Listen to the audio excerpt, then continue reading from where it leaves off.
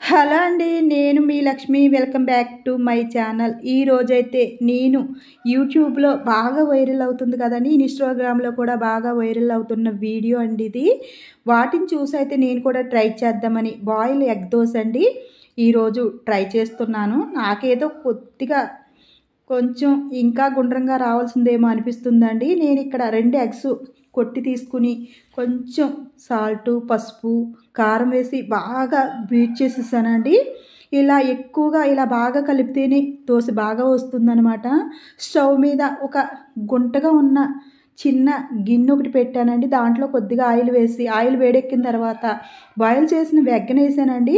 Egg అయితే అటు ఇటు కదుపుతూ చక్కగా ఫ్రై చేశాను. ఎగ్స్‌ను కొట్టి బీట్ చేశాను కదండీ! బాగా కలిపాను కదా! అది ఎగ్ పైన వేసేసి కొద్దిగా సన్నగా తరిగిన ఉల్లి ముక్కలు, సన్నగా తరిగిన పచ్చిమిర్చి ముక్కలు, కొద్దిగా కొత్తిమీర వేసి ఒక్కసారి వెనక్కైతే తిరిగేసేసానండి. లైట్‌గా కలర్ వచ్చిన తర్వాత అయితే ఇలా తీసేసానండి.